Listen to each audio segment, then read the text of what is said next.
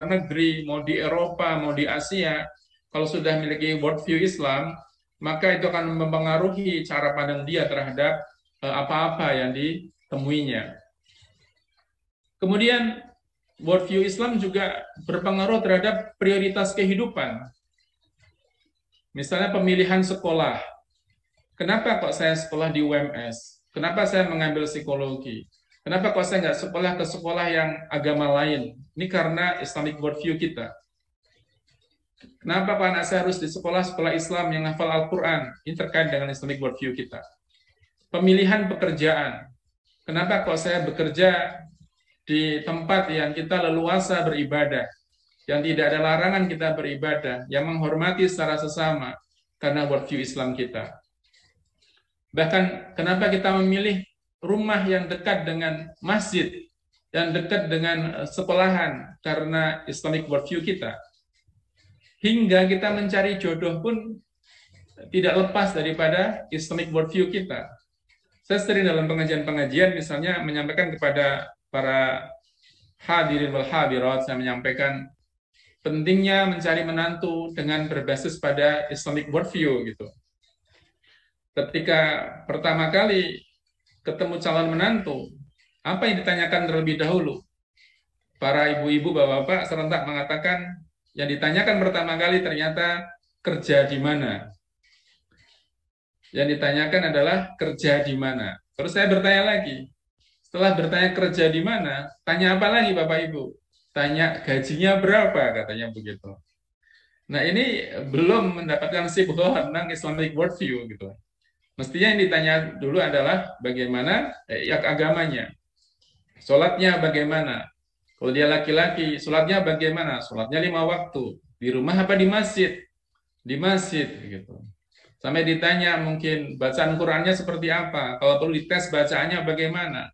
Hafalannya bagaimana gitu.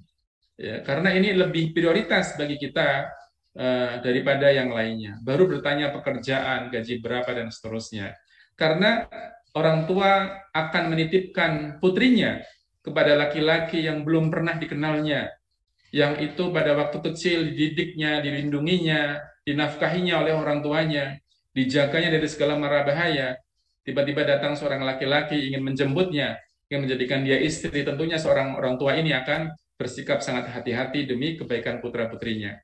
Nah ini worldview Islam ternyata juga berdampak kepada cara orang tua memilih menantu, Pak Habib. Kemudian dalam pengembangan keilmuan juga sama, pengembangan riset. Saya melakukan beberapa riset tentang psikologi Islam, aktivitas pengabdian masyarakat sebagai dosen ya, pengembangan kurikulum. Kita mengintegrasikan, saya lihat pada besok itu ada integrasi antara Islamisasi kurikulum kalau nggak salah dari Ibu yang dari Bogor itu ya. Kemudian visi misi lembaga. Visi misi lembaga kami di Fakultas Psikologi UMS ini alhamdulillah punya visi S1-nya Psikologi Islam, S2 Magister Psikologi profesinya Psikologi Islam, S2 Magister sainsnya juga Psikologi Islam. Dan sekarang kita sedang berproses mendirikan S3 Psikologi pun Psikologi Islam. Karena ingin agar seluruh apa yang kita kerjakan itu pun memiliki visi-visi keislaman. Sebagai konsekuensi kita memiliki Islamic worldview kita. Kemudian dalam pandangan politik, pandangan ekonomi, pandangan sosial, pandangan budaya, sampai kepada pilihan pimpinan, partai politik, kebijakan ekonomi, identifikasi kelompok, dan seterusnya, itu bisa berakar dari Islamic worldview kita. Begitu pentingnya kajian tadi kata Pak Habib, sangat komprehensif Islamic worldview itu tidak hanya dalam ranah psikologi, tapi juga dalam seluruh disiplin ilmu yang lainnya. Bapak Ibu sekalian, di dalam metode penelitian, bahwa seluruh ilmu itu harus dibangun di atas metode ilmiah. Ini yang kita dengar selama ini begitu. Yang dalam konsep ilmu perilaku ada positivistik yang kuantitatif dan relativistik yang kualitatif. Relativistik karena relatif di situ, subjektivitasnya sangat sangat kental. Dan para ahli menetapkan tanpa metode ilmiah, maka pengetahuan yang diperoleh tidak dapat disebut sebagai sains, karena tidak ilmiah.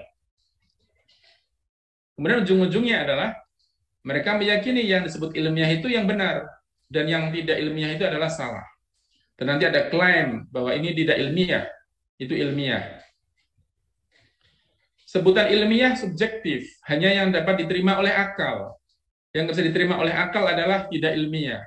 Contoh perjalanan Isra Mi'raj Nabi Shallallahu Alaihi Wasallam itu tidak bisa diterima oleh akal, oleh akalnya mereka. Kemudian dikatakan tidak ilmiah, karena tidak ilmiah maka tidak benar begitu. Ini silogisme yang dibangun, dan ini tentunya sangat tidak cocok kalau kita hadapkan kepada persoalan-persoalan keimanan. Kemudian manusia itu adalah punya perilaku yang unik, punya kekhasan sendiri. Dan untuk memahaminya itu tidak bisa dengan satu metode, tentu dengan berbagai macam metode. Metode ilmiah hanyalah salah satu saja yang ditegakkan oleh orang-orang, para ilmuwan tersebut, salah satunya saja untuk memahami perilaku manusia. Ada metode-metode lain seperti metode keyakinan, metode otoritas, metode intuisi gitu. Yang meskipun di intuisi ini yang jarang menggunakan karena untuk pembuktiannya memang agak sulit. Metode keyakinan adalah penekanannya kepada keyakinan kita untuk akan kebenaran sesuatu, di mana wahyu dan sunnah di atas rasio. Kita sering mengatakan di dalam teman-teman psikologi Islam, hasil penelitian psikologi itu bisa benar, bisa salah. Al-Quran itu tidak bisa salah. Maka yang benar adalah Al-Quran. Ilmu itu bisa benar, bisa salah. Dalam ilmu hasil penelitian psikologi maksud saya. Sehingga tidak terlalu mengagungkan temuan-temuan riset. Sebagai contoh di daerah Jabodetabek, kalau nggak salah ada para ibu-ibu yang sangat gencar, tidak suka dengan poligami, gitu. Mereka melakukan polling, melakukan survei tentang bagaimana persepsi masyarakat tentang poligami. Kemudian mereka memilih responden secara purposif. Orang-orang yang kira-kira menolak poligami diberikan kuesioner. Hasilnya adalah atau dominansi mayoritas responden tidak menyetujui poligami. Kemudian waktu itu muncul di acara TV, mereka merekomendasikan perlunya menghapus syariat poligami karena tidak didukung oleh ibu-ibu begitu. Ini kan jadi aneh gitu. Taruhlah itu temuan penelitian yang objektif gitu ya. Sejak kapan sebuah temuan penelitian bisa mendelete, bisa menghapus sebuah syariat gitu. Maka temuan penelitian itu bisa benar, bisa salah. Tetapi syariat Allah itu pasti benar. Ini doktrin yang dimiliki oleh teman-teman psikologi Islam. Kemudian metode rasional itu sangat bagus kalau dipadu dengan metode keyakinan. Kalau orang-orang Barat hanya menggunakan rasional, kita punya rasional dan kita pun dikendalikan oleh keyakinan kita. Nah, kemudian saya akan lanjut saja. Prinsip syariat dalam metode penelitian. Menurut saya ini hal penting ketika seorang dosen mengajar tentang bagaimana perlunya dosen yang mengajar metodologi penelitian itu memperhatikan prinsip-prinsip syariat di dalam metode penelitian. Di dalam memilih tema, ini pun harus ngerti Islamic worldview, sehingga nggak mengambil tema-tema yang aneh gitu. Tema yang aneh misalnya, ada mahasiswa psikologi yang mengambil tema religiusitas pada waria gitu ya. Religiusitas, ada lagi kebermaknaan hidup pada wanita tunasusila gitu. Ini judul-judul yang nantinya bisa berbahaya di akhir kesimpulannya nantinya. Ada seorang yang menjelek-jelekan tentang poligami misalnya, tentang buruknya poligami, seakan-akan nggak ada sisi kebaikan dari poligami. Yang diambil adalah contoh-contoh yang gagal, kemudian yang ada kedoliman terhadap salah satu pihak begitu. Hingga akhirnya saya pun menawarkan bimbingan tesis kepada 4 mahasiswa. Silahkan kalau mau bimbingan dengan saya punya 4 judul, silahkan diteliti. Judulnya adalah, pertama yang saya tawarkan, kepemimpinan di dalam kepemimpinan suami dalam pernikahan poligami. Yang kedua tentang penerimaan diri istri pertama dalam pernikahan poligami. Yang ketiga, pengambilan keputusan istri kedua dalam pernikahan poligami. Dan yang keempat adalah subjective well-being ataupun kebahagiaan subjektif pada keluarga pernikahan poligami begitu. Dan hasilnya ternyata tidak seperti dituduhkan semua itu, karena menggunakan responden yang beragam gitu ya. Ya ada yang buruk, ada yang baik. Yang baik buruknya tidak terletak kepada poligaminya, tapi pada pelaku-pelakunya. Itu yang harusnya difikirkan ke sana. Kemudian yang kedua, cara melakukannya. Dan yang ketiga, analisis data dalam kualitatif pun tidak semuanya ya. Sebagian itu pun perlu hati-hati kita ketika menggunakannya.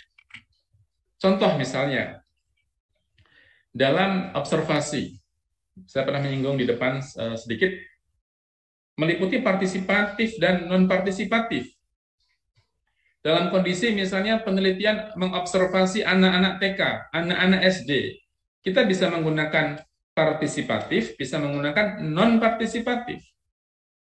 Tapi pertanyaan yang menjadi masalah adalah ketika yang kita observasi itu adalah hal-hal yang mungkar, seperti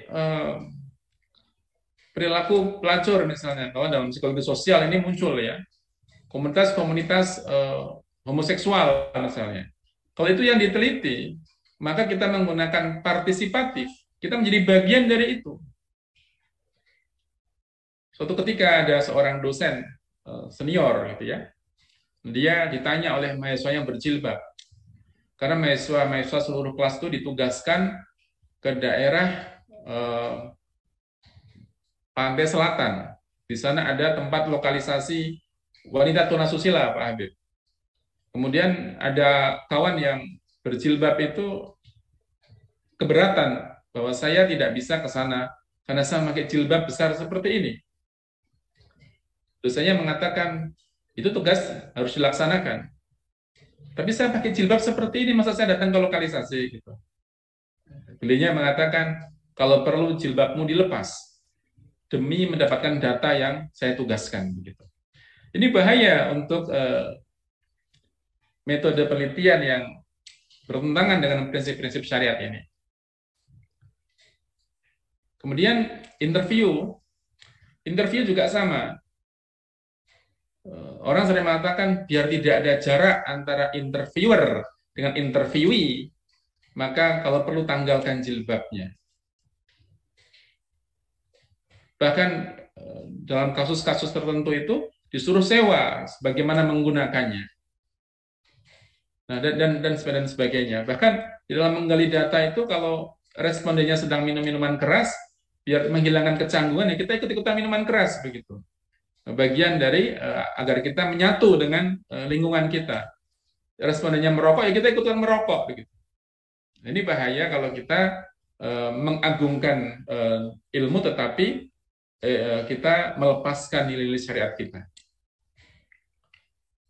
Mestinya pemahaman kita pada prinsip syariat itu menjadi kontrol, menjadi kendali mana yang boleh dan mana yang tidak boleh, meskipun di dalam melakukan penelitian-penelitian ini. Ada yang namanya, membacanya, saya lupa membacanya, tulisannya Verstehen, tapi yang membacanya berbeda, ini kalau nggak salah bahasa Jerman nih Pak Habib. Itu to understand human social action. Ini konstruk yang tidak sekedar melihat peristiwa. Sebenarnya kalau saya buat contoh di sini, ada seorang pedagang tetap berjualan demi menafkahi keluarga di tengah aturan PPKM. Jadi ada satu pedagang yang nekat berjualan meskipun ada larangan PPKM. Kalau dia nggak berjualan, maka nggak bisa menafkahi keluarganya. Orang melihat itu oke-oke saja, nggak ada masalah. Tetapi ketika kasusnya kita ganti seorang suami mengantarkan istrinya beserta anaknya yang masih kecil, istrinya ini dihantarkan ke suatu tempat untuk berkencan dengan laki-laki lain. Ditanya, kenapa melakukan seperti itu? Untuk menafkahi keluarga. Nah, dalam to understand human social action ini, bahwa kebenaran suatu pernyataan dikembalikan kepada statement yang diberikan oleh si responden. Karena yang terpenting di situ adalah tidak sekedar melihat peristiwa, tetapi pada alasan mengapa hal itu dilakukan. Kalau mengapa hal itu dilakukan, pasti ada kebenaran di dalamnya. Karena perilaku, mohon maaf ya, pencuri sekalipun punya mengandung unsur kebenaran. Kenapa mencuri? Karena ingin untuk menafkahi anaknya. Karena mencuri karena membutuhkan uang. Jadi ada nilai-nilai kebenaran sebenarnya, tapi perilakunya salah. Nah, kalau hasil kesimpulan diserahkan kepada responden, ya kita bisa mendapatkan kesimpulan yang keliru. Contoh di sini, perilaku pengemis karena merasa tidak berdaya dengan keadaan dia mengemis. Kalau dikembalikan maknanya kepada si informan, ya selalu benar. Menganggap dorongan homoseksualnya sebagai fitrah. Menurut dia, fitrahnya dia gitu ya. Bahkan saya menguji skripsi itu tertawa gitu ya, ada mahasiswi itu dalam skripsinya mengatakan ada si informan istri itu menolak diajak hubungan oleh suaminya, bukan karena ada udzur, tapi karena malas gitu. Lalu suaminya marah gitu. Dan dalam urian si mahasiswi ini mengatakan suaminya yang tidak baik karena mengajak hubungan pada istrinya meskipun istrinya dalam kondisi malas berhubungan gitu. Ditanya oleh penguji yang lain, sudah menikah belum? Belum gitu. Ya nanti kalau sudah menikah mengerti bagaimana kewajiban istri, bagaimana hak suami, atau bagaimana kewajiban suami hak istri begitu. Dan kita minta untuk membaca-baca beberapa referensi untuk mempertajam pembahasannya tersebut. Sekali lagi, semua perilaku itu benar tergantung dari alasannya. Bapak Ibu sekalian, riset dalam psikologi Islam itu dikelompokkan oleh para ahli psikologi Islam itu ada 4 model. Yang pertama adalah model A, itu mengkaji persoalan umat Islam dengan memanfaatkan konsep-konsep psikologi. Yang kedua, membandingkan konsep manusia dari tinjauan Islam dan psikologi. Kemudian yang ketiga, perspektif Islam terhadap konsep psikologi, dan yang keempat, mengembangkan pola pengetahuan bersumber dari ajaran Islam. Ya, kita akan elaborasi satu persatu. Yang model A, mengkaji persoalan umat Islam dengan memanfaatkan konsep psikologi. Di antaranya, ini fakta ya, faktanya memang begitu. Di pesantren-pesantren, dan ini bukan hal baru sebenarnya, sudah lama. Merebak kasus-kasus suka sama suka dalam sejenis. Laki-laki suka dengan perempuan, perempuan suka dengan perempuan. Yang meskipun karakter suka sejenis di pesantren itu berbeda dengan karakter di luar pesantren. Karakter dalam pesantren itu putus nyambung gitu. Bukan tipe-tipe sejati. Meskipun ada 1-2 insiden gitu, tapi insiden itu adalah insiden, nggak sampai perasaan yang mengakar gitu. Kemudian saya melakukan riset tentang intervensi perilaku homoseksual di pesantren. Ada 2 tahun saya meneliti itu, dan alhamdulillah saya punya alat ukur, saya sebut dengan skala kecenderungan perilaku homoseksual untuk santri, dan saya sudah share ke banyak pesantren. Lalu saya juga memberikan workshop untuk para ustadz gitu, agar bagaimana mereka mampu mengidentifikasi perilaku yang tidak baik dari para santrinya. Bisa 2 hari ini mengkaji tentang ini, kemudian sampai memberi rekomendasi tentang intervensi spiritual untuk penderita homoseksual. Saya sebut dengan penderita, Kan di psikologi itu di sudah tidak dimasukkan di dalam kategori kelainan atau penyimpangan perilaku, sudah dianggap normal begitu. Kalau saya mengatakan ya penderita karena dia orang yang sakit begitu ya, para homoseksual ini. Kemudian saya di antara materi yang saya sampaikan adalah materi tentang ancaman LGBT gitu, untuk membentengi diri dan keluarga dari pengaruh LGBT. Kemudian juga bagaimana mengidentifikasi perilaku homoseksual di pesantren dengan berbasis pada alat ukur tadi yang saya sebutkan, skala kecenderungan homoseksual. Dan juga perlunya kita memberikan intervensi spiritual untuk santri yang terjebak dengan suka sejenis ini. Ini diantaranya kegiatan yang saya lakukan. Nah, di dalam bidang yang bagian model A ini, variabel yang diambil itu harus melalui proses islamisasi. Nah, di dalam islamisasi ada beberapa cara. Yang pertama adalah similarisasi. Similarisasi itu menyamakan begitu saja konsep-konsep psikologi barat dengan konsep-konsep dalam ajaran Islam. Walaupun tentu saja tidak sama. Contohnya konsep teorinya kepribadian, struktur kepribadian Sigmund Freud dengan konsep kepribadian dari Al-Ghazali. Yang itu sebenarnya berbeda tapi disama-samakan oleh mahasiswa itu. Ini saya baca tulisannya Pak Muhammad Jamaluddin. Ini dengan tegas membedakan bagaimana teori Al-Ghazali nggak sama dengan teori yang dikemukakan oleh Sigmund Freud. Tapi orang ya suka disama-samakan begitu. Yang kedua, paralelisasi. Menganggap paralel konsep psikologi barat dengan konsep Islam karena ada kemiripan terminologi. Misalnya religiusitas. Teorinya Glock and Stark ini menghiasi skripsi. Menelitinya religiusitas pada komunitas muslim, tetapi teorinya teori Glock and Stark. Di dalamnya ada keyakinan, ritual, penghayatan yang dianggap sama dengan dimensi-dimensi religiusitas di dalam ajaran Islam seperti akidah, ibadah, ihsan, akhlak, ilmu, dan seterusnya. Ini tentu saja tidak sama.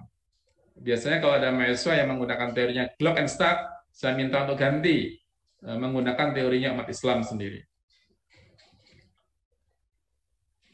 Kemudian komplementasi. Menganggap antara sains dan ajaran Islam adalah saling mengisi, saling memperkuat, tapi tetap mempertahankan eksistensinya masing-masing. Misalnya konsep piramida kebutuhan dari Abraham Maslow, tokoh humanistik. Ada physiological needs, ada safety needs, ada love and belonging need, ada self-esteem need, ada self-actualization need. Ada 5 kebutuhan manusia. Kebutuhan terendah adalah kebutuhan makan dan minum, fisik, pakaian, rumah, sandang, pangan, papan, itu physiological needs. Kemudian safety, kebutuhan akan keamanan. Kemudian love and belonging need, rasa menyukai dan rasa memiliki di situ. Harga diri dan aktualisasi diri. Pertanyaannya adalah, apakah orang untuk bisa aktualisasi diri harus tercukupi harga dirinya, rasa sayangnya, amannya, dan fisiologisnya? Mereka mengatakan, iya begitu. Untuk bisa aktualisasi harus melewati tahap-tahapan ini. Tapi pertanyaannya, kita ingat dengan Ashabus Suffah. Ashabus Suffah itu adalah orang-orang muhajirin yang hijrah dari Mekah ke Madinah, yang mana beliau-beliau ini menempati sufahnya Masjid Nabawi, dan jumlahnya itu sekitar 300-400 orang di dalam atap yang ada atapnya di samping teras masjid, tapi sebelahnya ada temboknya, sebelahnya nggak ada temboknya. Yang mereka banyak orang-orang sahabat yang tidak mampu di situ. Ada Abu Dzar Al-Ghifari, ada Abu Hurairah, kemudian ada Salman Al-Farisi, dan lain sebagainya. Mereka, banyak di antara mereka yang punya pakaian sebatas yang nempel di badan, yang kelaparan. Bahkan digambarkan dalam sirah itu, Bagaimana ketika beliau-beliau para sahabat radhiyallahu anhum itu sedang ruku, sedang sujud, mereka terjatuh karena menahan lapar. Ada yang mengganjal perutnya dengan batu. Tapi ketika jihad dikumandangkan, mereka berada pada barisan terdepan. Mereka meninggalkan seluruh urusan duniawi, menyambut genderang perang itu. Dan perang itu adalah mati syahid ujungnya. Atau selamat atau mati syahid. Dan itu adalah puncak tertinggi dari aktualisasi diri. Artinya apa? Safety need, physiological need, safety need dan seterusnya bisa tidak tercukupi, tetapi orang bisa sampai aktualisasi diri. Rasulullah SAW sendiri dalam satu kisah dikatakan Rasulullah sampai berpuasa karena tidak ada makanan. Maka physiological need-nya nggak terpenuhi di situ. Tapi apa kita berani mengatakan Rasulullah tidak sampai aktualisasi diri? Nah ini kritik terhadap teori Abraham Maslow. Kemudian verifikasi. Ini tulisannya Profesor Dr. Muhammad Soleh. Beliau dosen dari UIN Sunan Ampel, Surabaya. Masya Allah, luar biasa penelitian beliau ini. Mengungkapkan hasil-hasil penelitian ilmiah yang menunjang dan membuktikan kebenaran ajaran Islam. Ini penelitian saya pernah diundang oleh beliau beberapa tahun yang lalu untuk bicara di UIN Sunan Ampel, untuk bicara mengintegrasikan sains dan Islam, di mana beliau meneliti tentang bahwa sholat mampu membuat lebih sehat bagi para pelakunya, puasa meningkatkan empati. Ini beliau membuktikannya sendiri. Teori-teori, hipotesis yang dimunculkan di dalam hadis, di dalam Al-Quran, beliau buktikan. Dan terbukti bahwa itu memang benar adanya, semakin meningkatkan keimanan kita kepada Allah Subhanahu wa taala. Nah, model B, membandingkan konsep manusia dari tinjauan Islam dan psikologi. Ini hampir sama dengan model yang pertama, bedanya ada tambahan-tambahan, ada Islamisasi dan ada tambahan dari teori dari Islam. Contohnya gratitude, rasa syukur, happiness, kebahagiaan, forgiveness, pemaafan. Di dalam psikologi positif, misalnya, menganggap rasa syukur itu hanya antara manusia kepada manusia. Jadi bersyukur antara manusia kepada manusia. Menurut saya ini konsekuensi dari pemikiran ateis yang tidak mengimani adanya Tuhan. Mereka mengatakan gratitude sebagai give thanks to others, mengucapkan terima kasih kepada orang lain. Sementara psikologi Islam menganggap rasa syukur ada dua macam. Syukur kepada Allah, hablum minallah dan hablum minannas. Dan juga mengucapkan terima kasih kepada manusia. Kita tidak pernah menggunakan kata syukur kepada manusia. Begitu. Syukurnya kepada Allah. Tapi bentuk syukurnya adalah mengucapkan terima kasih kepada manusia. Happiness misalnya. Dalam psikologi positif banyak mengkaji kebahagiaan. Tetapi dalam berbagai literatur itu, termasuk para filosof, Socrates, Plato, Aristoteles, dan seterusnya, menganggap tujuan kehidupan itu untuk mencari kebahagiaan. Ini konsekuensi dari orang yang tidak beriman kepada hari akhir, sehingga akan habis di dunia. Misalnya, kalau tujuan hidup adalah untuk mencari kebahagiaan, saya akan bahagia 10 tahun lagi. Selama 9 tahun kita berjalan ini, kita tidak bahagia demi 10 tahun yang akan datang. Padahal dalam sepanjang perjalanan menuju 10 tahun kita bisa bahagia. Kalau kita nggak bahagia, pas saat waktunya bahagia harus datang, ternyata tidak bahagia, maka kita nggak akan mendapatkan kebahagiaan itu. Orang berangkat kerja pagi, pulang malam, berangkat pagi, pulang malam, gitu. Kadang-kadang nggak dirasakan, yang ada adalah penderitaan. Padahal itu kalau dirasakan, dinikmati, disyukuri, juga akan menimbulkan kebahagiaan. Dan dalam psikologi Islam, sebagaimana akarnya, psikologi Islam itu adalah, tujuan orang hidup adalah untuk masuk ke surganya Allah tentu saja. Ini konsekuensi dari iman kepada hari akhir. Kemudian dalam model B ini juga, saya menulis tentang Preserving Quran Through Blind Eyes. Ini agak lama Pak Habib ini. Saya ditolak lebih dari 10 jurnal menolak tulisan ini karena saya agak membuat jargon-jargon di situ. Jadi melestarikan Al-Quran melalui mata buta begitu. Ini tentang riset tentang orang-orang yang buta tetapi bisa menghafal Al-Quran. Self regulasi pada orang-orang buta dalam menghafal Al-Quran. Jadi sampai sekarang ini proses review. Saya lebih dari 10 jurnal ditolak yang ini. Dan saya menelitikan juga tentang punya model B ini ya, elderly Muslim well-being. Ini saya bicara tentang kebahagiaan juga. Dan ini juga sedang proses review juga yang well-being at the end of life. Bahagia di akhir usia gitu ya. Tentang kepuasan hidup pada lansia muslim. Penelitian saya ini mengarah hasilnya kepada orang-orang tua-tua itu akan bahagia kalau bergabung di majelis taklim, kalau ikut pengajian. Ikut pengajian itu akan menimbulkan banyak hal-hal positif yang mendatangkan kepada kebahagiaan. Kemudian yang model C ini yaitu perspektif Islam terhadap konsep-konsep psikologi. Ini mengembangkan dari model B, bedanya seluruh teori diambil dari konsep-konsep Islam. Ini kita gali dari Al-Quran dan Sunnah dan juga hasanah keilmuan Islam lainnya. Contohnya ridho, tawakal, ihsan, konsep pendidikan adab. Saya penelitian tahun 2016 tentang model pendidikan adab, pendidikan berbasis adab di pesantren. Kalau kita masuk ke pesantren, rata-rata ini ya, rata-rata tanya ke kiainya, Pak Kiai, apakah santri-santri diajari adab? Ya. Apakah adab mereka setelah diajari menjadi lebih baik? Ya. Kalau ditanya pertanyaan yang ketiga, bagaimana cara mengukur adab itu, Pak Kiai? Pak Kiai akan kesulitan. Cara mengukurnya pakai apa? Begitu. Nah, saya mencoba untuk masuk di situ untuk menerjemahkan bagaimana cara mengukur peningkatan adab itu. Akhirnya saya membuat kurikulum pendidikan adab.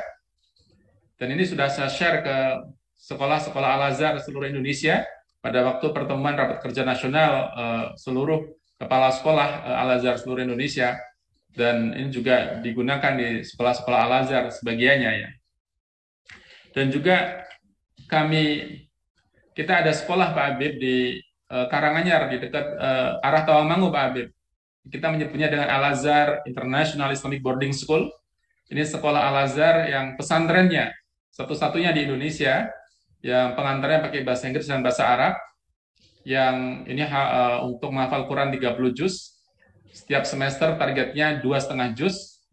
Yang 2,5 juz itu kita integrasikan di dalam pembelajaran dalam satu semester, sehingga 2,5 juz akan dikupas dari berbagai macam sudut pandang ilmu, ya PKN, ya biologi, ya kimia, begitu. Sehingga mereka tidak hanya menghafal, tapi juga mampu mengintegrasikan hafalan tadi dengan ilmu yang dikembangkan. Dan ini diantaranya produk dari kurikulum adab yang kita buat. Saya membantu di sana untuk membuat kurikulum adab.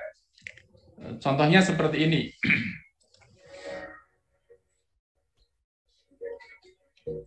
Ini ketika anak-anak didatangi oleh orang tuanya, anak-anak kita ajarkan untuk bikin teh.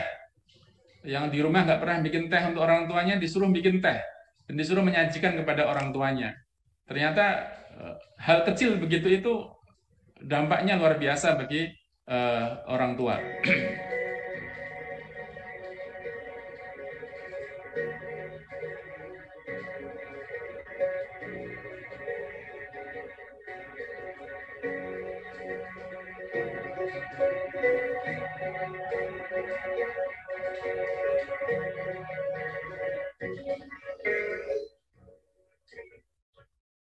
Ya, dan mereka mengatakan pada orang tuanya, terima kasih Bapak Ibu yang telah menyekolahkan saya di sini dan telah mengajarkan kepada saya hal-hal baik begitu, sehingga saya di sini berlatih adab.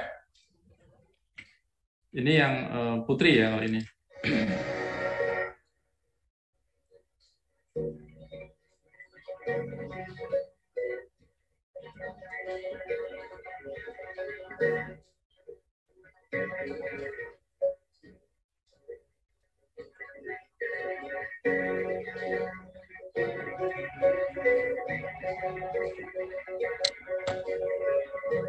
Nah, kami kurikulum ini kita buat ada rapotnya, sehingga di akhir semester ada rapot yang diterima oleh para orang tua bagaimana peningkatan adab masing-masing anaknya, yang kita hitung secara kuantitatif, tidak kualitatif saja, tapi juga kuantitatif.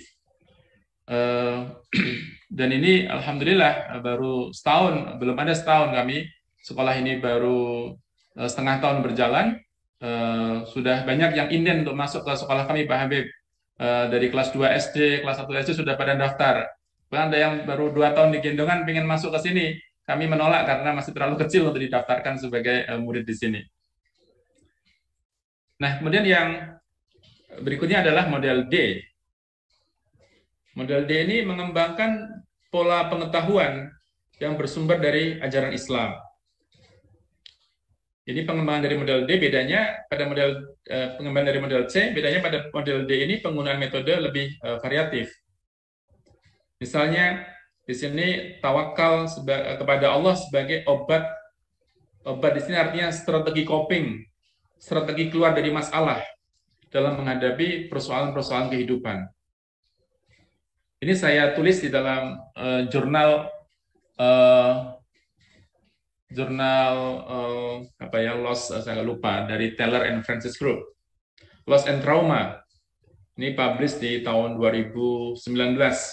Saya beri judul Making Sense of Disaster, Affinity to God, berserah diri kepada Allah as a coping strategy, sebagai strategi coping pada pengungsi Muslim di Palu pada waktu terjadinya gempa bumi dan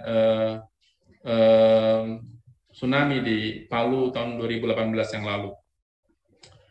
Kemudian saya juga ini baru saja publish 3 hari yang lalu tentang From Suffering to Thriving, saya menyebutnya begitu, Faith and Destiny, jadi iman kepada takdir itu sebagai strategi resiliensi.